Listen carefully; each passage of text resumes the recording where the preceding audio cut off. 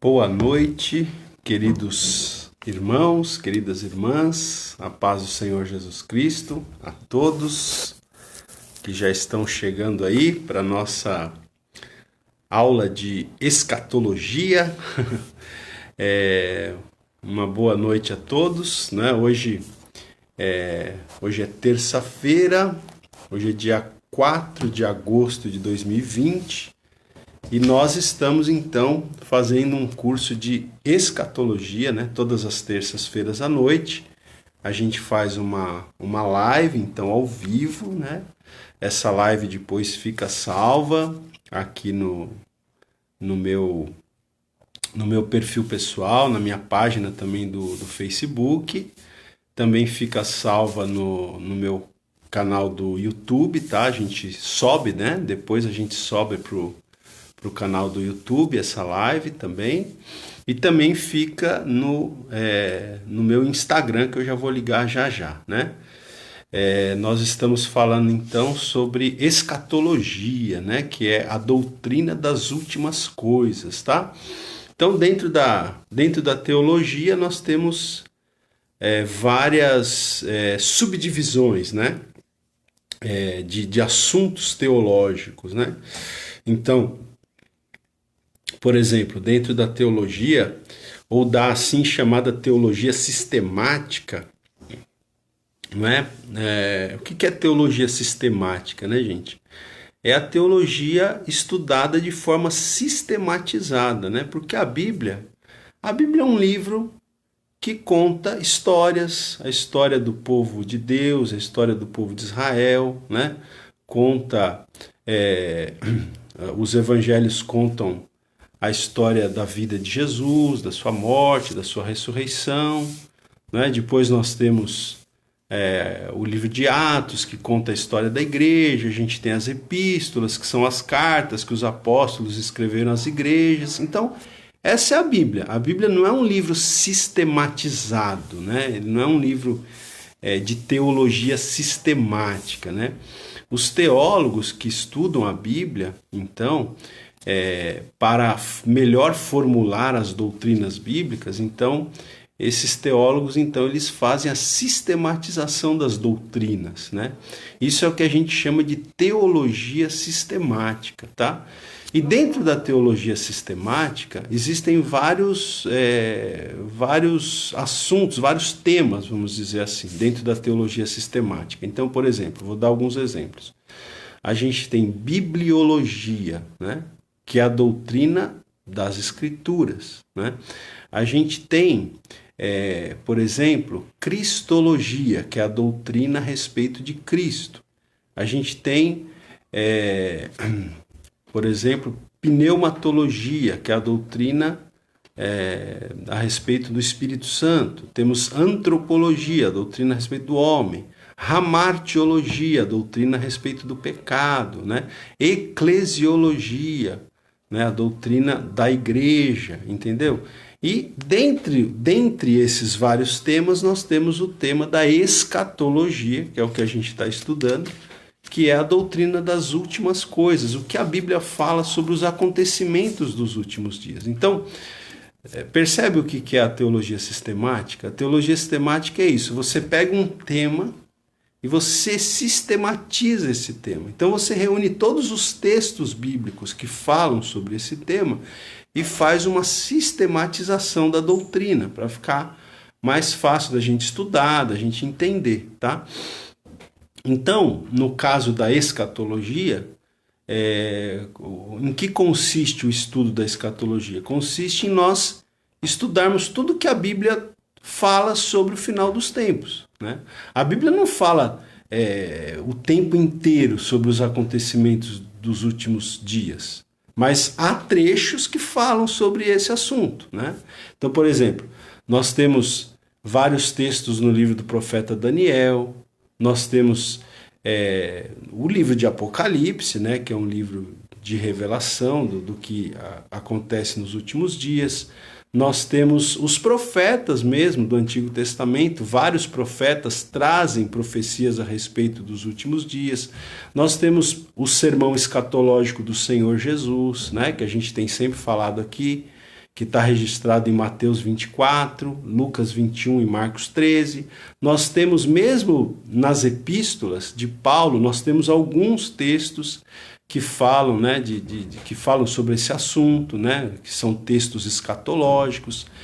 Então, o que é a escatologia? É nós reunirmos todos os textos das Escrituras, independente de em que parte estejam esses textos, nós reunimos esses textos, organizamos esses textos, sistematizamos esses textos, para que nós possamos, então, entender essa doutrina específica, tá? Então, estamos aqui estudando escatologia, né? Nós já tivemos 3 aulas, só recordando aqui. Nós tivemos a primeira aula, nós falamos sobre o sinal dos tempos, né? Então nós falamos sobre os sinais que estão aí ocorrendo, né? Os sinais que o Senhor Jesus já havia predito lá no seu sermão escatológico, lá em Mateus 24, Lucas 21, Marcos 13, Jesus já tinha predito o que Jesus mesmo chama ali no texto de princípio das dores, né? O princípio das dores, guerras, rumores de guerras, terremotos, falsos cristos, né? Epidemias, né? Que a gente está vivendo hoje, essas epidemias. Enfim, a gente falou disso na primeira aula, não vou aqui refalar ou falar tudo novamente, né? Na segunda aula, a gente falou sobre o estado eterno, né? Desculpa, o estado intermediário, perdão, um lapso aqui. Nós falamos sobre o estado intermediário, tá? A gente falou sobre a morte, né? E o estado intermediário, que é aquele hiato, vamos dizer assim, entre a morte física e a ressurreição do corpo, tá? Então, nós falamos isso. Se você não ouviu a segunda aula, ouça, a gente explica ali a questão do estado intermediário, o estado da alma entre a morte e a ressurreição, né? Inclusive, hoje a gente vai falar um pouco mais sobre a questão da ressurreição, tá? Mas o que é a ressurreição, então? É a alma e o espírito se reunirem ao corpo que havia morrido, né? Que havia sido sepultado. Só que um corpo agora glorioso, um corpo incorruptível, tá? Mas entre a morte e a ressurreição, nós temos esse estado intermediário, né? E a segunda aula foi sobre isso. A gente falou bastante sobre esse assunto. Na aula passada, na terceira aula, nós falamos sobre as 70 semanas de Daniel, né? Então nós vimos ali que Deus revela para o profeta Daniel que 70 semanas estavam determinadas sobre o povo judeu, sobre o povo de Israel, não é? E nós vimos ali que dessas 70 semanas, a gente viu que são semanas de anos, né? 70 semanas, não de dias, mas 70 semanas de anos, tá? Então, 70 semanas de anos, né? Como cada semana tem 7 dias, né? Mas no caso de semanas de anos, uma semana de ano são 7 anos. Então, 70 semanas de anos equivale a 490 anos. A gente viu isso na aula passada. Então Deus falou ali naquele momento ali, que Daniel estava orando, Deus falou para ele que 70 semanas estavam determinadas, né, sobre o povo judeu, o povo de Israel, né? E aí que esse período de 70 semanas começava com a saída da ordem para restaurar a cidade de Jerusalém, e que dessa saída da ordem para restaurar Jerusalém até o ungido, que é Cristo, isso está lá em Daniel capítulo 9, a gente já falou, tá? Da saída da ordem para restaurar Jerusalém até o ungido, que é Cristo, nós tivemos 69 semanas, né? Ou seja, 483 anos. E aí ficou faltando uma semana, né? Das 70 semanas profetizadas lá, em Daniel, ficou faltando uma semana. que nós entendemos então que essa última semana é o período da grande tribulação, tá?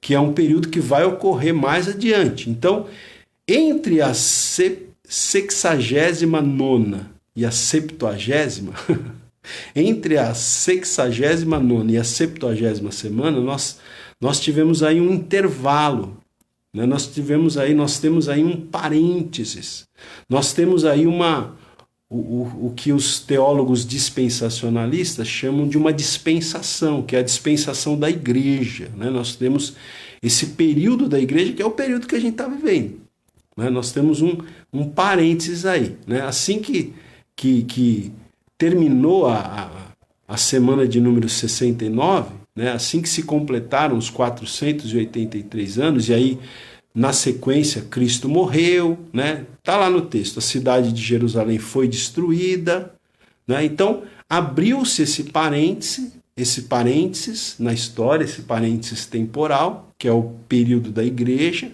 a dispensação da igreja, né? E aí, quando se encerrar esse período da igreja, então começa a última semana, né? A última semana, a 70ª semana, a semana de número 70, que terá duração de 7 anos, que essa última semana, ela é exatamente, ela diz respeito exatamente ao período da grande tribulação, tá? Aos 7 anos da grande tribulação esta que está descrita no livro de Apocalipse, tá? Em detalhes, né? Também está descrito no sermão escatológico de Jesus, tal, mas no livro de Apocalipse a grande tribulação ela é descrita em detalhes, tá? Então veja, perceba, não sei se está dando para você perceber, a gente está num processo construindo, né? Construindo aqui um conhecimento, tá? Então, gente, por que a gente estudou, né, as 70 semanas antes do arrebatamento? Por quê? Porque nós entendemos que o arrebatamento da igreja, ele acontece, então, vamos dizer assim, imediatamente antes, preste atenção nisso, o arrebatamento da igreja, ele acontece imediatamente antes desse período chamado Grande Tribulação, que é ou corresponde à 70ª semana de Daniel, que é a semana de número 70, a última semana que falta acontecer. 69 já aconteceram, falta uma. Então essa uma que falta acontecer corresponde à grande tribulação, 7 anos.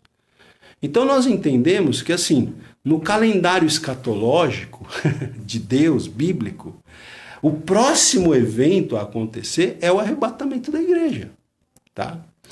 Ou seja, a gente está vivendo esse período, esse parênteses, essa dispensação da igreja. Nesse período estão ocorrendo, né, aqueles acontecimentos que Jesus chamou de o princípio das dores, né? Mas assim, além desses acontecimentos que são os princípios, além desses acontecimentos que dizem respeito ao princípio das dores, o próximo evento, né, no calendário escatológico, vamos dizer assim, é o arrebatamento da igreja, que ocorre imediatamente antes do início da grande tribulação de 7 anos, tá? E aí, então, quem está acompanhando as aulas, eu sempre falo que a gente estaria definindo os termos, né? Então, hoje aqui, ó, eu vou começar fazendo essa definição de termos, tá, gente? De alguns termos, tá? Na aula passada eu terminei definindo alguma coisa já, mas hoje eu quero definir 3 termos, tá? 3 termos aqui que tem a ver com essa questão, né, do arrebatamento da igreja, tá? Exato, porque a gente vai falar sobre esse assunto hoje, o arrebatamento da igreja. Então existem 3 visões, né, entre os teólogos. Existem 3 visões sobre a questão do arrebatamento da igreja, tá? Então, a primeira, que é a que a gente adota, que a gente vai falar aqui hoje um pouquinho mais, é a visão pré-tribulacionista, tá? pré-tribulacionista. Por que chama pré-tribulacionista? Porque nós acreditamos, então, que a igreja vai ser arrebatada antes da tribulação. Pré, tá vendo? Pré-tribulação. Então, travou aqui um pouquinho, voltamos. Eu estou aqui até falando com vocês, eu estou aqui tão empolgado que eu esqueci de ligar aqui o Instagram, né? Mas vamos ligar aqui o Instagram para o pessoal que quiser assistir aqui pelo Instagram, assistir conosco. Né? Vamos ligar aqui, só um instantinho. Ok, muito bem. Então, nós estamos aqui na nossa quarta aula de escatologia, do curso de escatologia. Hoje nós vamos falar sobre o arrebatamento da igreja e a ressurreição dos santos. Então, eu estava dizendo aqui para o pessoal que estava no Facebook, né?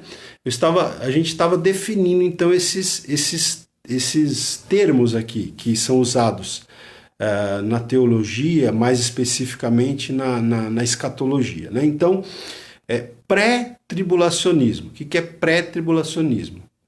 São aqueles como eu, por exemplo, né, como a denominação a qual eu faço parte, a Igreja Evangélica Avivamento Bíblico, nós somos, né, pré-tribulacionistas, ou seja, nós acreditamos que o arrebatamento da igreja... O que é o arrebatamento? A gente já vai explicar daqui a pouco. Mas a gente crê que o arrebatamento da igreja acontece, então, antes do início da grande tribulação. Aqueles 7 anos que perfazem a semana de número 70, lá de Daniel, a 70ª semana de Daniel, 7 anos também conhecido como grande tribulação, né? Mas nós temos também outros teólogos, outros estudiosos da Bíblia, que eles acreditam que a igreja vai ser arrebatada no meio da grande tribulação. Por que no meio? Né? Porque quem viu a aula passada, quem lembra da aula passada, há de se recordar que a gente falou que o anticristo ele vai fazer uma aliança no início, né? No início desse período da grande tribulação, o anticristo vai fazer uma aliança com Israel, com os judeus. Só que no meio da semana, diz lá, Daniel 9:27, no meio da semana ele vai quebrar esse pacto, essa aliança. Né?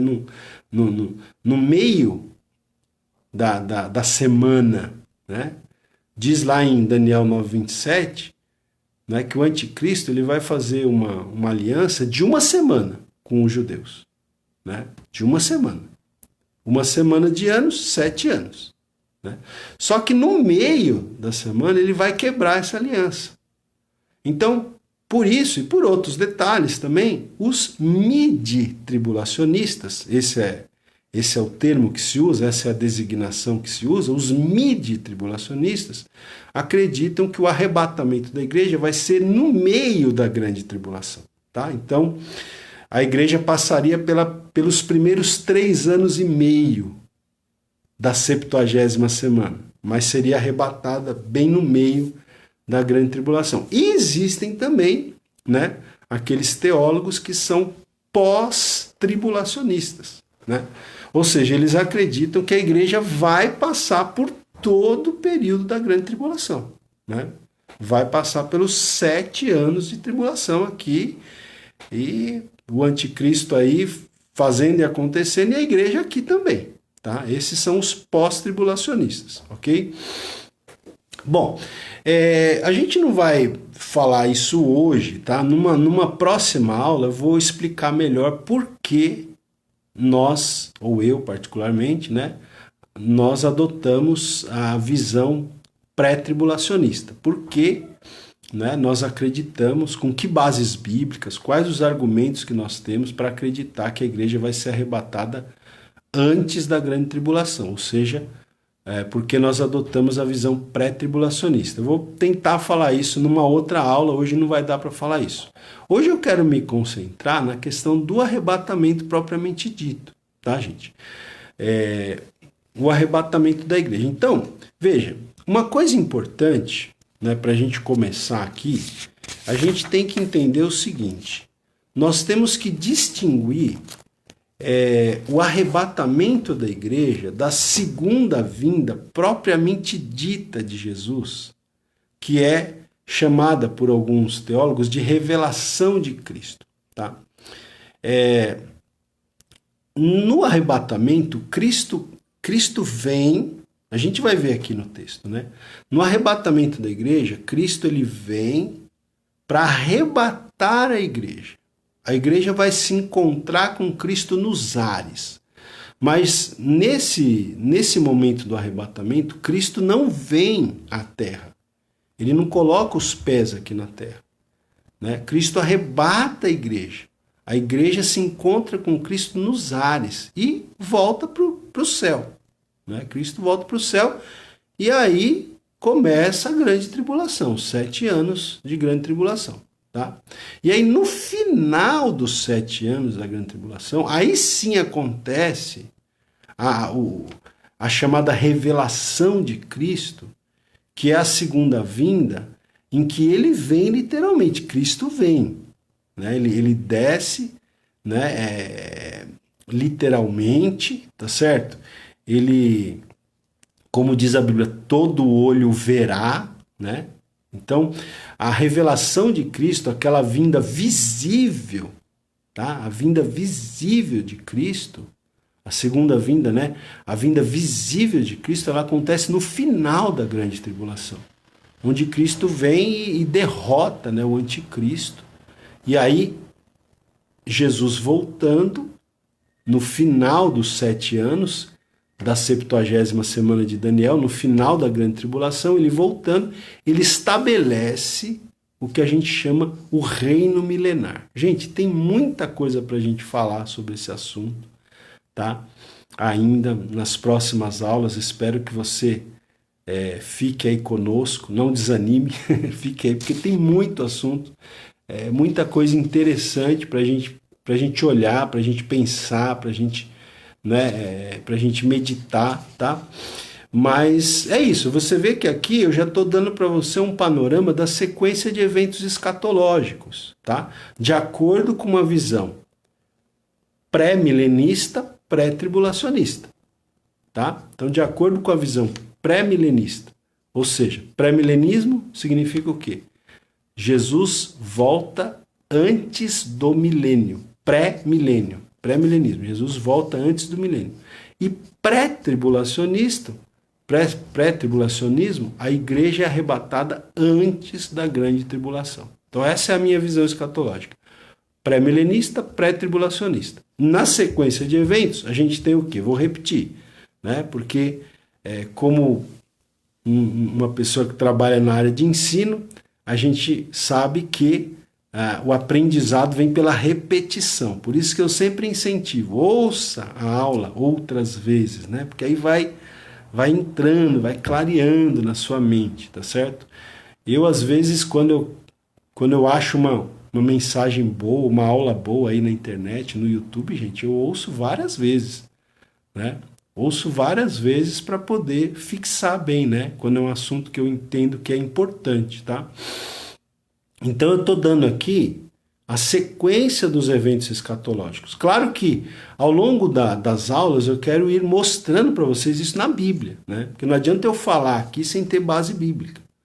Né? Para nós o que é importante é a base bíblica, é a base escriturística. Então, aos poucos a gente vai construindo esse conhecimento em cima das escrituras, tá? Mas para você entender bem, para ficar claro na sua mente. Então a gente está aqui vivendo um período, hoje a gente já está vivendo um período que é chamado princípio das dores, né? O próximo evento nesse calendário escatológico, o próximo evento é o arrebatamento da igreja, tá? Depois ocorre a grande tribulação, que é a 70ª semana de Daniel, tá? A grande tribulação. No final da grande tribulação, que dura 7 anos, no final da grande tribulação acontece a segunda vinda de Jesus, em que todo olho verá a revelação de Cristo, né? Acontece a revelação de Cristo no final da grande tribulação, e aí estabelece-se o reino milenar, que é quando Cristo vai reinar, ele próprio, o próprio Senhor Jesus vai reinar, né, sobre toda a terra, vai estabelecer um reino, o milênio vai ser um reino de justiça, de paz, de equidade, né? Coisa que os seres humanos nunca conseguiram fazer em toda a história, em todos os sistemas de governo que se tentou, né? O ser humano não conseguiu, mas o Senhor Jesus vai estabelecer aqui na face da terra, durante 1000 anos, um reino de justiça, de equidade, tá? E aí, no final dos 1000 anos, claro que tem vários detalhes aí, né? Tem ressurreições, tem julgamentos, né? Tem vários detalhes, tem prisão de Satanás no início do milênio, tem a soltura de Satanás no final, tem vários detalhes que a gente vai estudar aos poucos, mas depois do milênio nós temos o que a gente chama de estado eterno, tá? O estado eterno, que aí é o estado definitivo, é o estado eterno, tá bom? Bom, vamos aqui, gente, vamos olhar alguns textos bíblicos, tá? Nós vamos aqui hoje ver, vamos tentar ver aqui pelo menos 3 textos que falam sobre o arrebatamento da igreja, tá? O primeiro deles está no Evangelho de João, tá? Evangelho de João, capítulo 14, versículo 3, ok? João, capítulo 14, versículo 3, né? Lembre-se aqui que, qual é a ocasião aqui?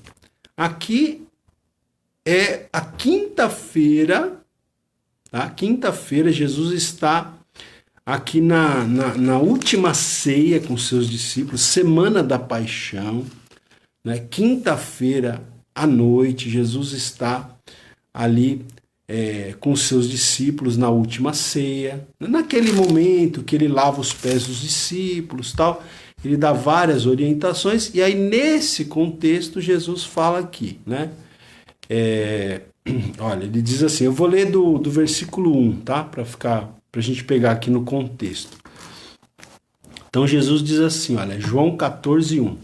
Não se turbe o vosso coração. Tá? Porque os discípulos estavam ali preocupados, né? Então Jesus fala, não se turbe o vosso coração, credes em Deus, crede também em mim. Aí Jesus fala assim, na casa de meu pai há muitas moradas.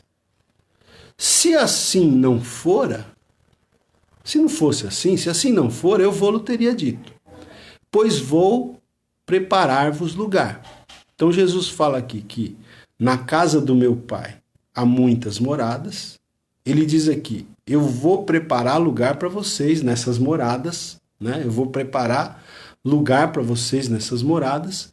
E o verso 3, e quando eu for e vos preparar lugar, voltarei e vos receberei para mim mesmo, para que onde eu estou estejais vós também. Né? Então, os teólogos, né, dispensacionalistas, que é outro termo que depois, mais adiante, a gente pode tentar definir para vocês, né? Mas os teólogos dispensacionalistas, os teólogos pré-tribulacionistas, eles veem aqui então já uma menção ao arrebatamento da igreja. Quando Jesus diz aqui, né, no verso 3, quando eu for e vos preparar lugar, voltarei e vos receberei para mim mesmo, né? Para que onde eu estou estejais vós também. Então você vê aqui, porque o que acontece? A segunda vinda de Cristo, né, aquela vinda em que todo olho verá, em que ele vai descer literalmente aqui na face da terra, é uma vinda para derrotar o anticristo, né? Entendeu? Nos parece assim, um contexto diferente. Aqui, por exemplo, Jesus está falando de um momento que ele volta para receber os discípulos. Ó, né? E quando eu for e vos preparar lugar, voltarei e vos receberei para mim mesmo, né? Para que onde eu estou, estejais vós também. Então, parece, né? As escrituras parecem mostrar, é o que a gente acredita, que o arrebatamento da igreja é um momento para a igreja. É um momento que Jesus vem para arrebatar a igreja. É um momento que Jesus não vem para trazer juízo, né? Como no final da grande tribulação, que ele vem para julgar o anticristo, né? Que ele vem para derrotar o anticristo, o falso profeta, e, né? Enfim, naquele momento em que todo olho verá, né? O arrebatamento da igreja, a gente entende que não tem a ver com esse momento. O arrebatamento da igreja é um momento mais íntimo, vamos dizer assim, é um momento mais de Cristo com a igreja, né? Ele cumprindo essa promessa aqui, ó, que ele diz aqui, que ele, né? Quando eu for, e a gente sabe que ele já foi, né? Ele já foi, ele já ascendeu aos céus, tá certo? Depois da sua ressurreição, ele já foi. Ele diz aqui, quando eu for e vos preparar lugar, voltarei e vos receberei para mim mesmo. Então aqui é uma coisa mais íntima, entre Cristo e a igreja, ou seja, o arrebatamento. Porque quando Paulo descreve, a gente já vai ver lá, quando Paulo descreve o arrebatamento, lá em 1 Tessalonicenses capítulo 4, ele está falando desse momento, é os mortos em Cristo ressuscitando primeiro, e nós, os que estivermos vivos, sendo arrebatados para o encontro do Senhor nos ares. É um momento entre Cristo e a igreja. É um momento íntimo, né, em que o noivo vem buscar a noiva. Tá certo? Não é um momento em que Cristo vem para julgar, né, em que Cristo vem para derrotar definitivamente ali o anticristo. Tá certo? Então, a gente entende isso, gente, que o arrebatamento, ele é um momento anterior da segunda vinda propriamente dita, tá? Tem alguns teólogos que gostam de falar que a segunda vinda de Cristo tem duas fases, né? A primeira fase, o arrebatamento, e a segunda fase, a segunda vinda em que todo olho o verá, né? E ele vai então vir literalmente, colocar os pés dele aqui na face da terra, né? E colocar ordem nas coisas, porque quando você lê ali no livro de Apocalipse, você vê que, né, o anticristo, o falso profeta, né? Ou seja, a besta que sobe do mar, a besta que sobe da terra, eles causam o caos aqui na face da terra, tá certo? Então, na segunda vinda, em que todo olho o verá, na revelação de Cristo, como dizem alguns, então ali é para colocar a ordem. A coisa está totalmente desordenada por causa do anticristo, né? Então, Cristo veio para colocar a ordem e estabelecer o reino milenar, né? Mas o arrebatamento é uma vinda, né? É uma vinda invisível, vamos dizer assim, em que somente a igreja vai vê-lo, vai se encontrar com ele nos ares, né? Agora, no final da grande tribulação, não. Aí, como diz a Bíblia, todo olho o verá, né? Bom, gente, deixa eu ver aqui o que a gente pode seguir aqui, né? Eu tô com um autor aqui, que é esse livro aqui, é o Leon J. Wood, né? A Bíblia e os Eventos Futuros. É um livro muito interessante, bem prático, bem fácil de entender, né? E aqui ele fala, né, que essa passagem que a gente leu aqui de João 14:3, tá? Essa passagem aqui, ela revela algumas coisas sobre o arrebatamento, tá? A primeira coisa, ele diz aqui, é que será um evento programado. Por quê? Na hora da sua despedida, Cristo já avisava o seu retorno para os discípulos, tá? Então veja, ainda que a gente não sabe, né? Esse autor até aqui ele diz, não há meio de saber quando vai ocorrer o arrebatamento, né? Diz aqui Inclusive, ele diz, né, que o arrebatamento ele vai desencadear outros eventos, né, que vão se seguir então. A gente já falou sobre isso agora há pouco, tá? O arrebatamento da igreja, ele pode acontecer a qualquer momento, né? Pode acontecer hoje à noite, né? O arrebatamento da igreja pode acontecer a qualquer momento. Por isso que nós temos várias passagens na Bíblia em que Jesus falou que a gente tem que ficar alerta, né? Temos várias passagens, não sei se eu vou ter tempo de falar hoje aqui, mas a gente tem várias passagens em que Jesus disse que nós temos que ficar atentos, alertas. Por quê? Porque o arrebatamento ele é um acontecimento que pode acontecer a qualquer momento, tá? E pelo que a gente tem visto, né, de cumprimento até do sermão escatológico de Jesus, do princípio das dores, esse evento, ou seja, o arrebatamento, ele poderá ser num futuro muito próximo. Tá? Ele poderá ocorrer num futuro muito próximo. Então, assim, independentemente da gente saber quando, uma coisa é certa. Esse é um evento programado, ele está programado. Né? Ainda que nós não saibamos, ele está programado, ele vai acontecer.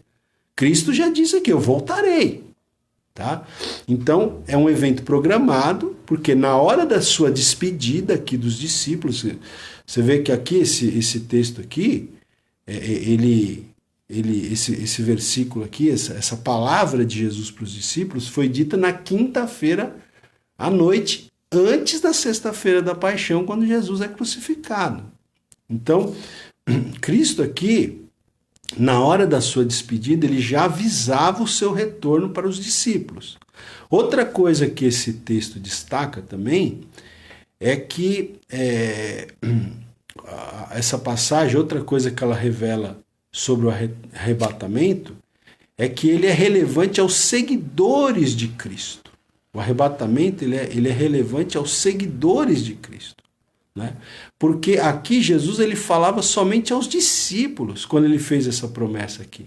Ele falava somente para os discípulos quando ele fez a promessa aqui, de que ele voltaria. Né? Outra coisa interessante é que o retorno de Cristo para os seus, para a sua igreja, será um retorno pessoal. Ele próprio virá. Ele diz, eu voltarei. Ele próprio virá. Né? Ele não vai mandar um anjo, né? Ele não vai mandar, sei lá, um outro representante. Ele virá, ele diz, eu voltarei. E quando Paulo descreve o arrebatamento, lá em 1 Tessalonicenses 4, a gente vai ver, é Cristo que vem buscar a igreja. Né? É Cristo que vem arrebatar a igreja. Tá?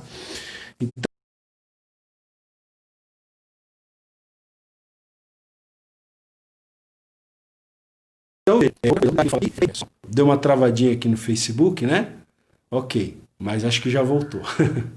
Vamos lá, então continuando aqui. O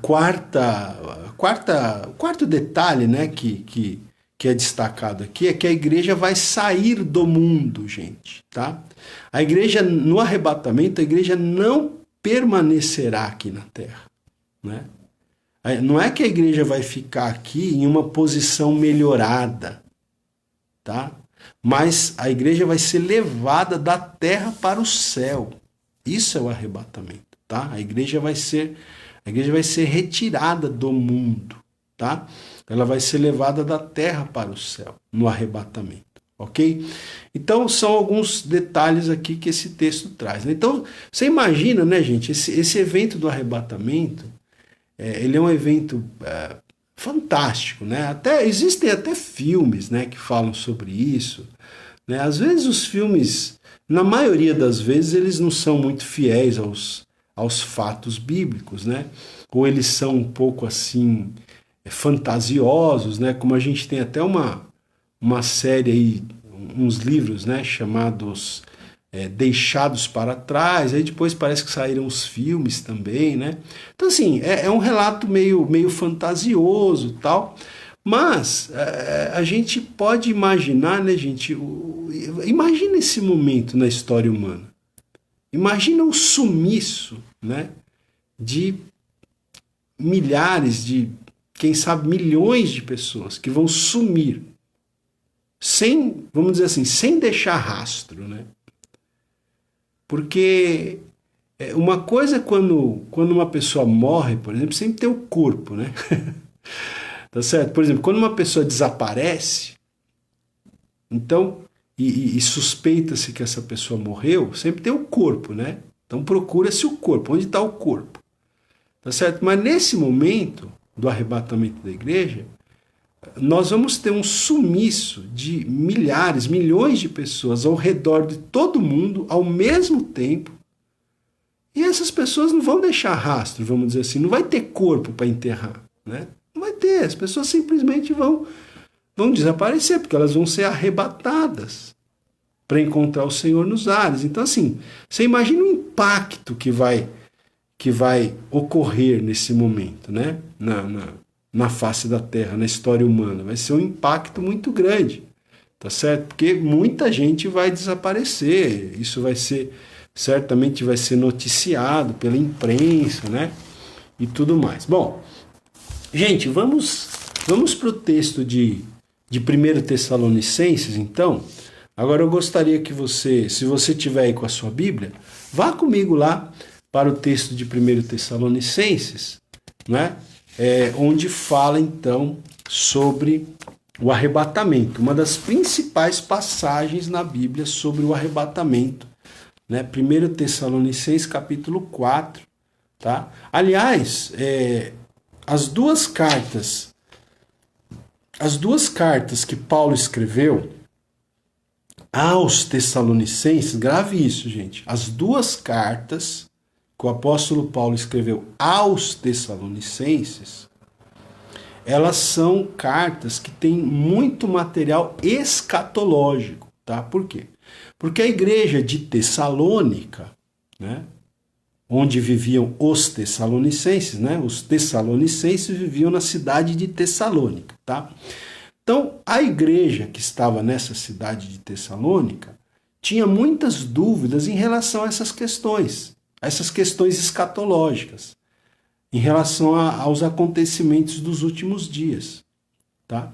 Então, o apóstolo Paulo, nas duas cartas que ele escreve aos Tessalonicenses, ele fala de questões escatológicas, ele tenta sanar algumas dúvidas, tá?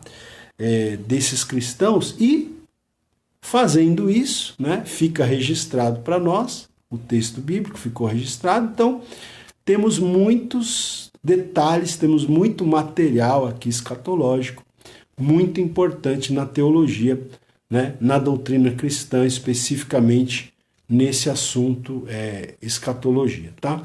Então, olha, aqui em 1 Tessalonicenses capítulo 4, vamos ler lá comigo? Eu gostaria que você lesse, a gente vai comentando aqui o texto com calma. Olha, diz assim, 1 Tessalonicenses 4,13, né?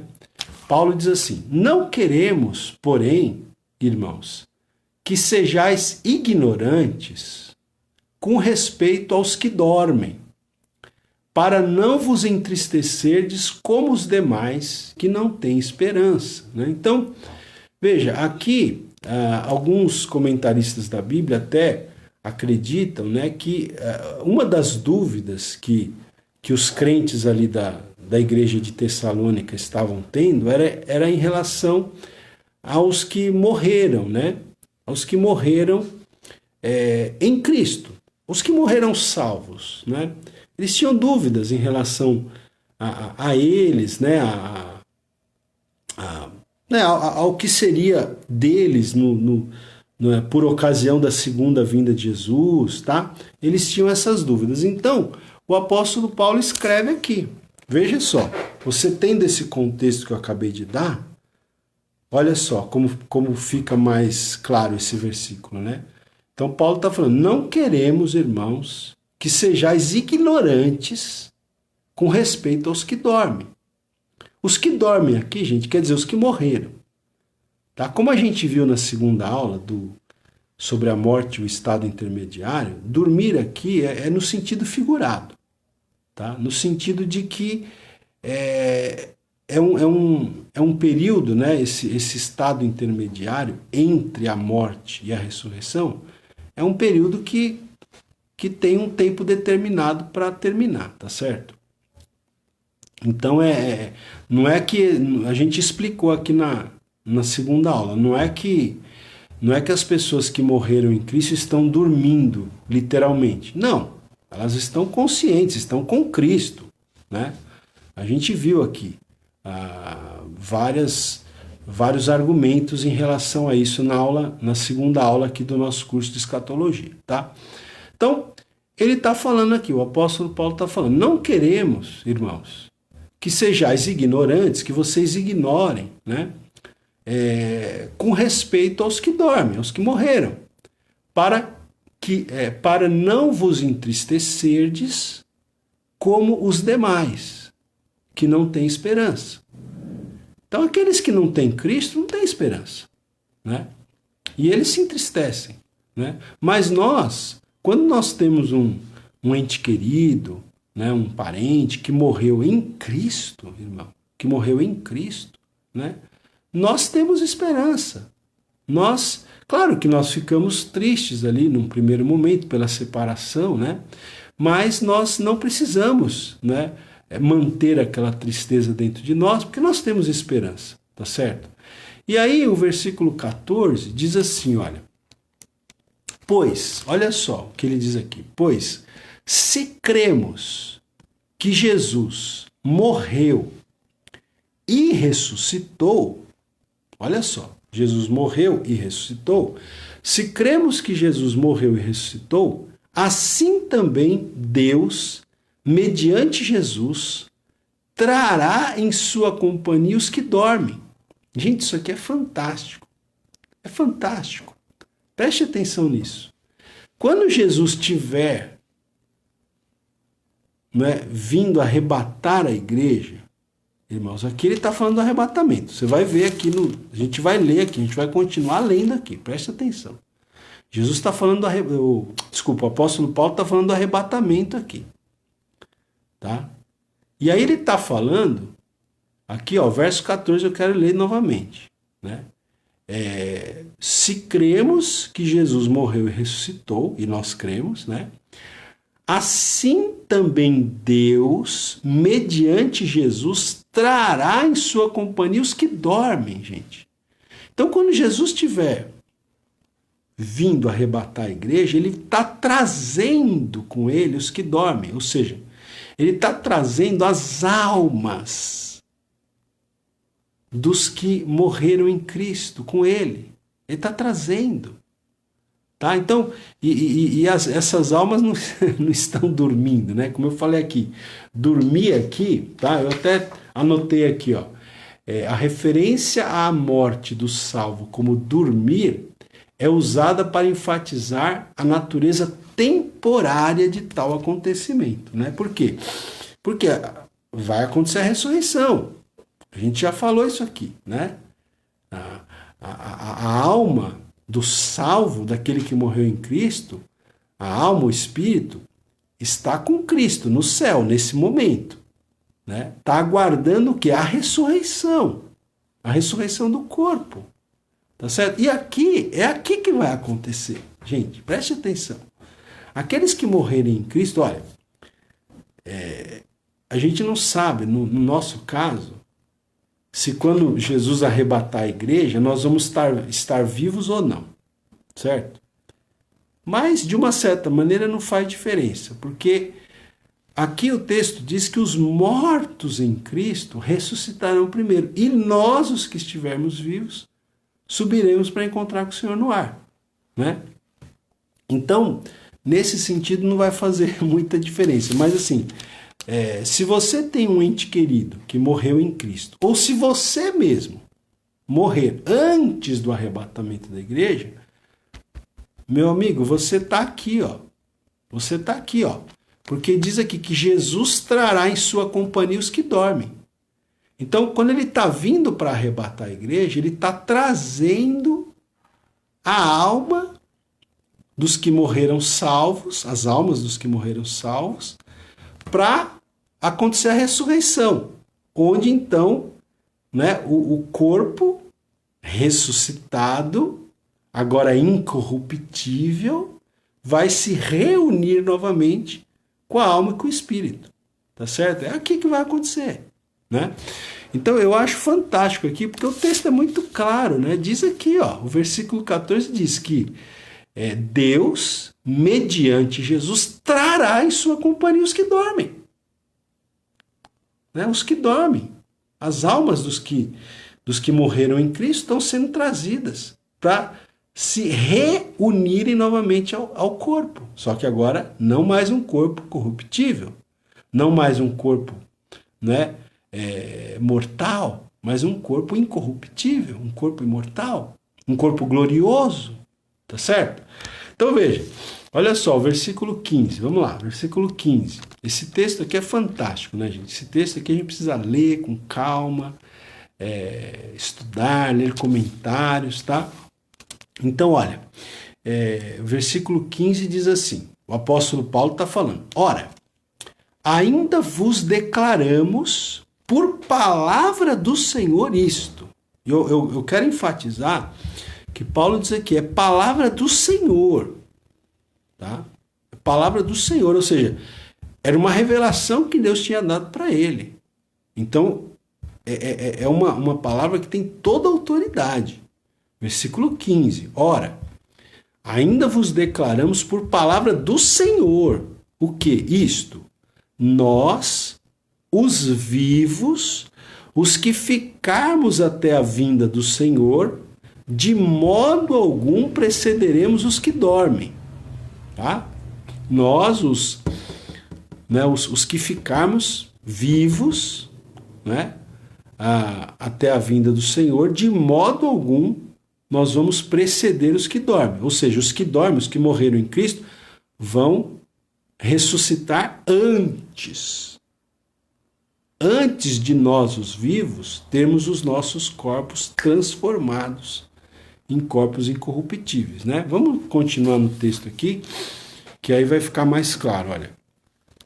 Aí o verso 16, olha só. Diz assim, porquanto o Senhor mesmo, dada a sua palavra de ordem, ouvida a voz do arcanjo e ressoada a trombeta de Deus, descerá dos céus, o Senhor, né? O Senhor Jesus, descerá dos céus, e os mortos em Cristo, não são todos os mortos, preste atenção, os mortos em Cristo ressuscitarão primeiro. Verso 17, depois nós, os vivos, os que ficarmos, seremos arrebatados. Por isso que a gente fala arrebatamento da igreja, né? Nós seremos arrebatados, né? Juntamente com eles. Eles quem? Os mortos que acabaram de ressuscitar. Juntamente com eles. Entre nuvens, para o encontro do Senhor nos ares. E assim estaremos para sempre com o Senhor, né? E aí ele termina essa sessão dizendo, consolai-vos, pois, uns aos outros com estas palavras, tá? Então, gente, olha, vamos lá. A gente tem muitos detalhes aqui que eu quero destacar aqui para vocês nesse texto, tá? Vamos lá. Ele diz aqui o seguinte, vamos pegar aqui, eu fiz aqui no meu esboço aqui, eu vou amanhã eu coloco no meu blog, tá? Toda semana eu tô colocando no blog, ok? Na quarta-feira, geralmente, na terça-feira a gente tem a aula e na quarta-feira eu coloco o esboço da aula no blog do pastor Ronaldo Guedes Bezerra, ok? Basta você procurar no Google, blog do pastor Ronaldo Guedes Bezerra, coloca lá, blog do pastor Ronaldo Guedes Bezerra, arrebatamento da igreja. Coloca assim no Google que você já vai achar, vai vir para você. Eu vou tentar colocar isso amanhã, tá bom? Não sei que hora que eu vou conseguir, mas amanhã eu coloco. Vou tentar colocar logo cedo. Porque assim, quem quiser ver aqui, pode acompanhar pelo esboço também, né? Então veja, aqui eu coloquei o seguinte, a sequência do arrebatamento. Né? Então, primeiro, vamos pegar algumas partes desse texto aqui, a sequência do arrebatamento. O Senhor mesmo, diz aqui, dada a sua palavra de ordem. Tá? Então aqui, esta palavra de ordem, dada pelo Senhor, possivelmente se refira a uma ordem, né, que o Senhor dá para que os mortos sejam ressuscitados e, na sequência, imediatamente, né, os que estiverem vivos tenham seus corpos transformados num abrir e fechar de olhos. Então, não sei se deu para você perceber. Por exemplo, digamos que nós estejamos vivos quando do arrebatamento da igreja. Então, esse nosso corpo aqui, esse seu corpinho aí, ele vai ser arrebatado. E ele vai ser transformado de corpo corruptível, mortal, para um corpo incorruptível, para um corpo imortal, para um corpo glorioso. Isso vai acontecer, o próprio apóstolo Paulo, em outro texto que a gente vai tentar ler daqui a pouco, ele fala que isso acontece no abrir e fechar de olhos. É uma coisa muito rápida, gente. Muito rápida. Então, assim, os mortos ressuscitam, né? Então, Jesus já está vindo, como diz o texto aqui, ele já está trazendo em sua companhia os que dormem. Ele já está trazendo em sua companhia as almas, os espíritos daqueles que morreram em Cristo e que estão com ele no céu. Tá? Então, ele está trazendo em sua companhia os que dormem. Aí acontece a ressurreição. Né? Os corpos que estão sepultados, estão em decomposição, já viraram cinza, milagrosamente, sobrenaturalmente, esses corpos vão ressuscitar. Só que vão ressuscitar num estado glorioso, incorruptível. E aí acontece a reunião, né, da alma e do espírito com o corpo glorioso, com o corpo incorruptível. E ato contínuo, os que estiverem vivos terão seus corpos transformados, também em corpos incorruptíveis. Então, o que acontece? O corpo ressuscitado, dos que acabaram de ser ressuscitados no momento do arrebatamento, é igual ao corpo dos que não morreram, mas que tiveram seus corpos transformados. Entenderam? São corpos gloriosos, corpos incorruptíveis. Então, tanto os que tinham morrido em Cristo, como os que não tinham morrido, que estarão vivos no momento do arrebatamento, né, terão corpos da mesma natureza, corpos gloriosos. Só que no caso de quem havia morrido em Cristo, esse corpo vai ser ressuscitado. E vai ressuscitar glorioso. E o que estiver vivo vai ter o seu corpo, né, que não foi sepultado, porque a pessoa está viva, mas vai ter esse corpo transformado num corpo glorioso, num corpo incorruptível. E aí, então, a igreja está arrebatada. Né? Tanto dos que tinham morrido em Cristo, como os que não tinham morrido ainda, que estiverem vivos por ocasião do arrebatamento, vão, né, se encontrar com o Senhor nos ares, como diz aqui. Né? Os mortos ressuscitam primeiro, depois os que estiverem vivos serão transformados, né? Se encontram com o Senhor nos ares e vão, né? O Senhor Jesus vem arrebatá-los e leva. Lembra do texto de João 3? Leva para estar com ele, né? Nas moradas que ele foi preparar, tá certo? E aí, então, depois que acontece o arrebatamento, é que a gente tem começa aqui na terra. Então, enquanto a igreja está lá no céu, está com Cristo, tá no céu com Cristo, aqui na terra começa o quê? A grande tribulação.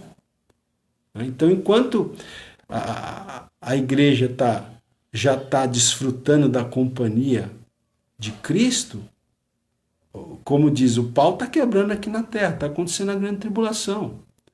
Tá certo? O anticristo está se manifestando, né? E está acontecendo todos aqueles flagelos que estão descritos no livro de Apocalipse, né? 7 taças, 7 trombetas, 7 selos, né?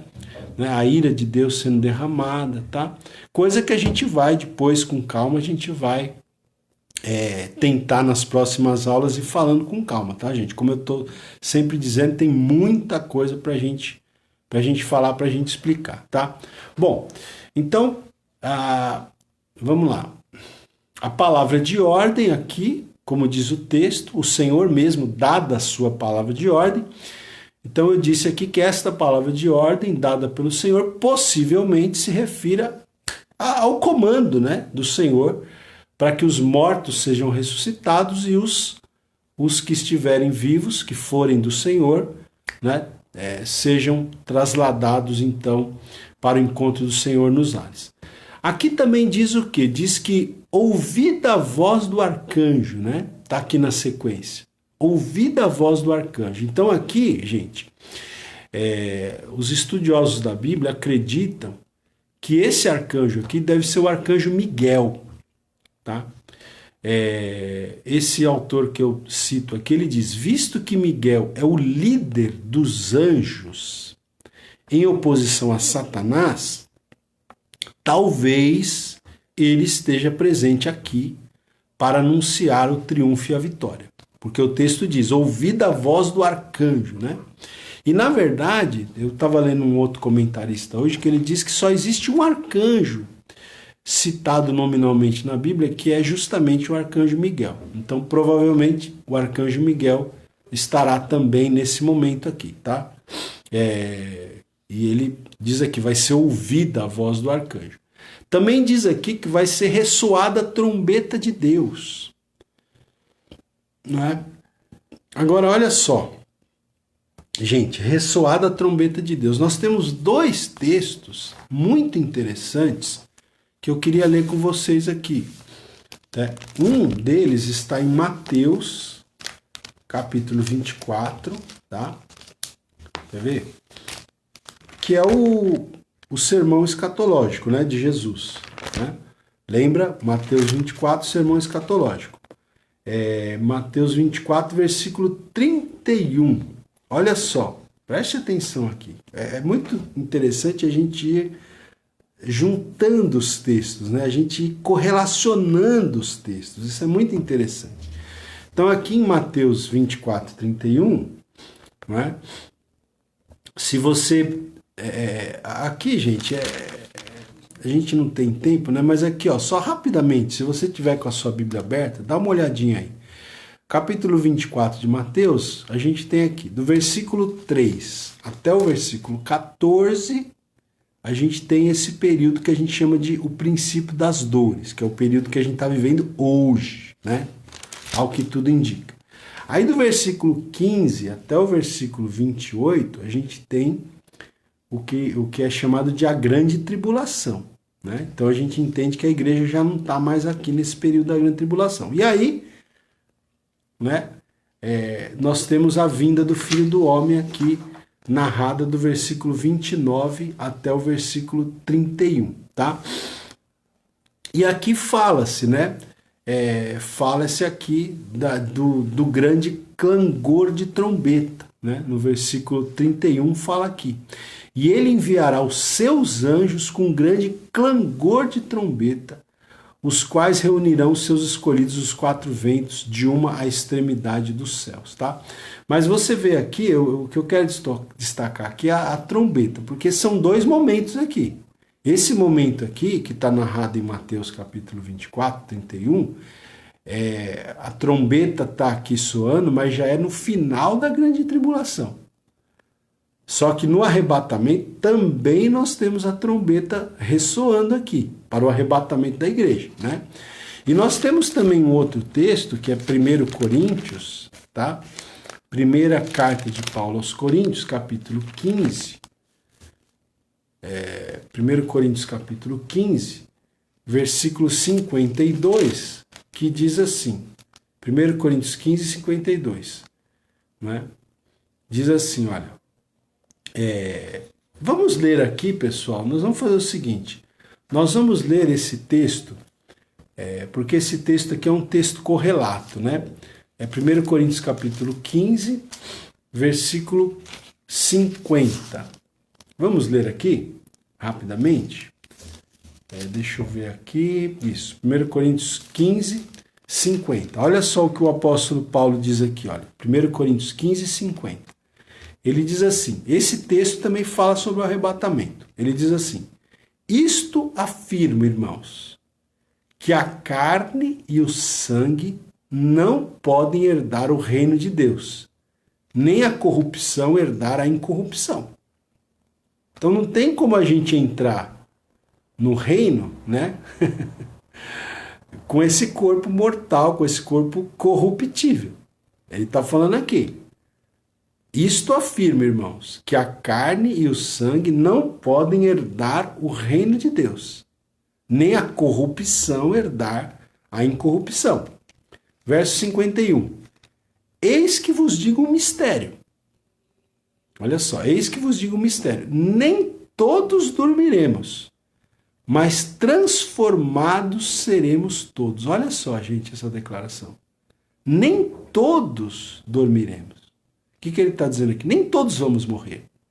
Porque quando o Senhor Jesus vier arrebatar a sua igreja, alguns estarão vivos por ocasião do arrebatamento. Né? A gente não sabe quando vai ser o arrebatamento.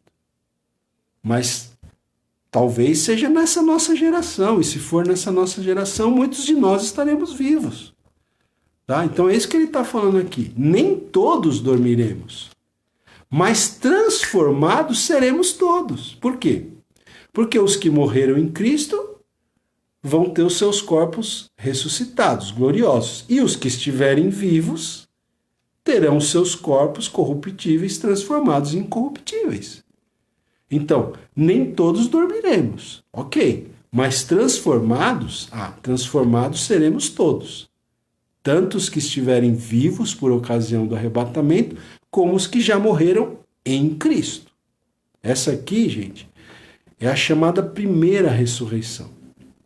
Que lá no livro de Apocalipse diz, bem-aventurado e santo todo aquele que tem parte na primeira ressurreição. Essa aqui é a primeira ressurreição. É a ressurreição dos santos, a ressurreição da igreja. Tanto da igreja triunfante como da igreja militante. Né? A igreja triunfante é a igreja que já está com Cristo no céu. Essa é a igreja triunfante, já triunfaram.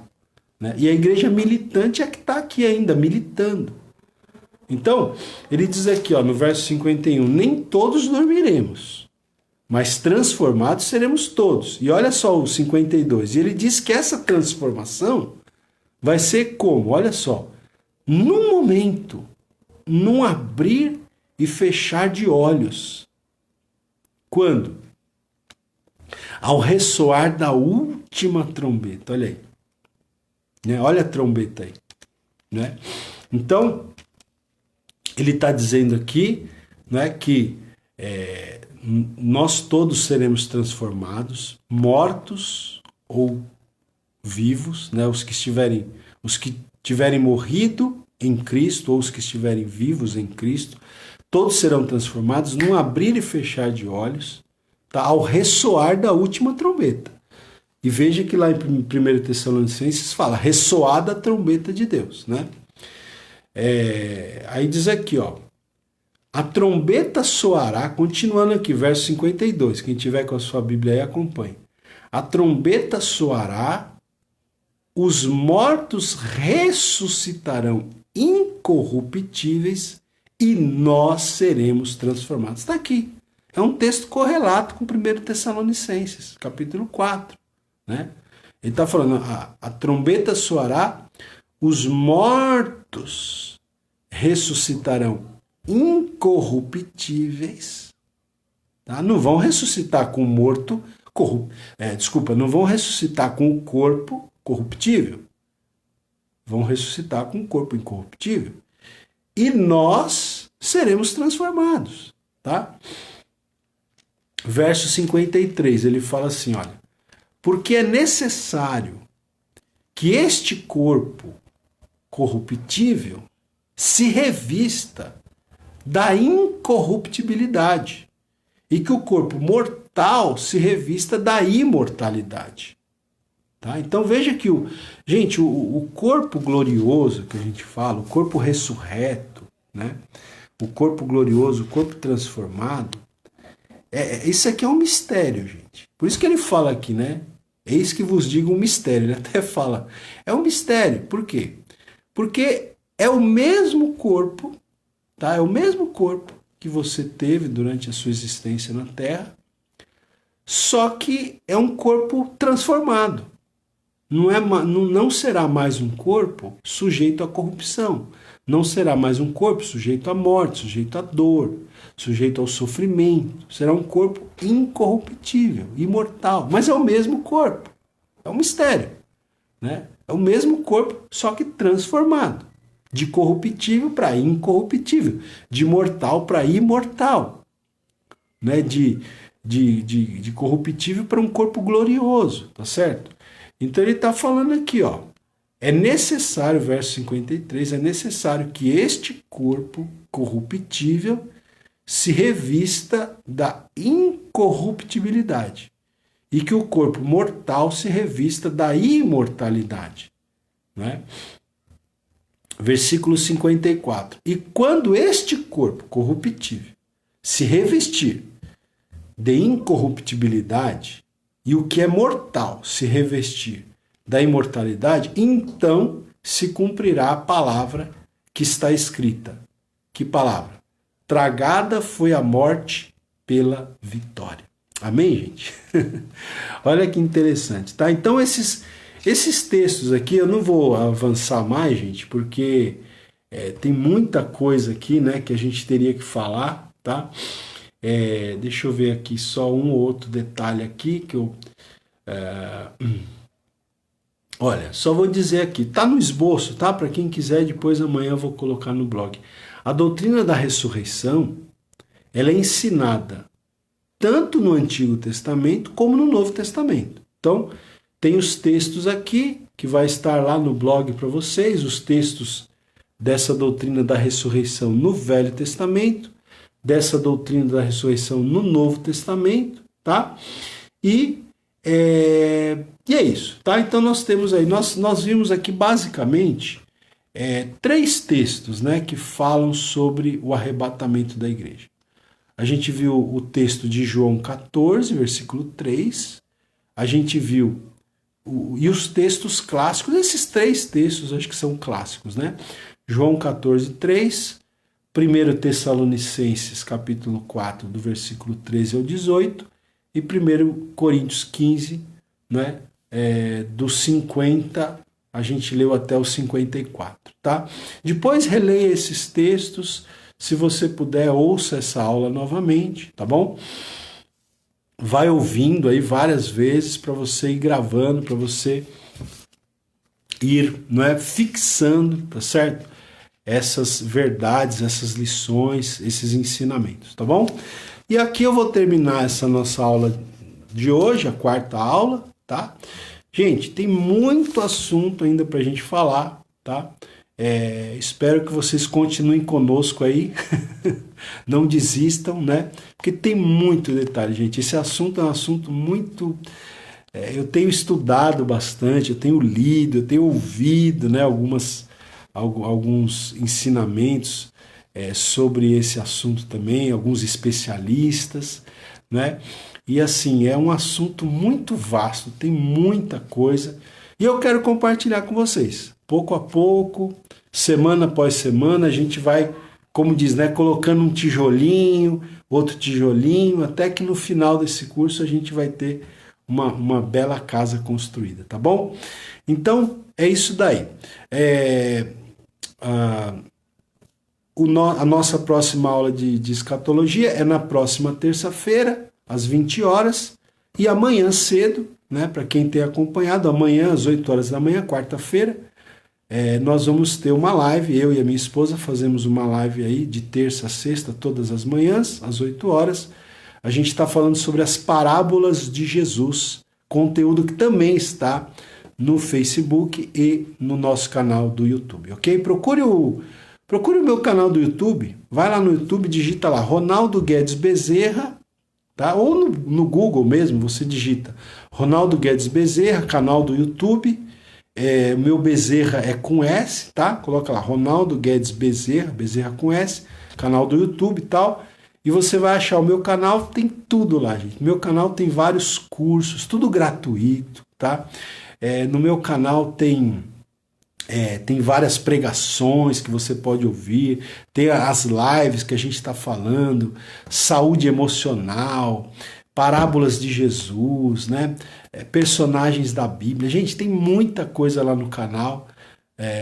Se inscreve lá, se você puder, se inscreva no nosso canal, acione os sininhos das notificações e vamos aprender a palavra de Deus juntos, ok?